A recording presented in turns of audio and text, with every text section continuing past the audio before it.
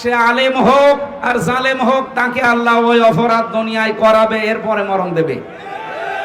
ওনার বহু বই আমি জীবনে পড়েছি, কোনদিন উনি নবীজির সাহাবীদের বদনাম করেছে, দোষারোপ করেছে তাদের আমি পাইনি। এই দোষারোপ বহু আলেম তো সেরকম ইঙ্গিত দিয়েছে, তাদের কিছু বলা হয় না। সুতরাং আন্দাজে কাজ করে তাকে কালার করার চেষ্টায় যারা আছেন আমরা জানি, কারণ আমি নিজে ছিলাম জেলখানায়, যাদের সাথে তাদের কাছে শুনেছি।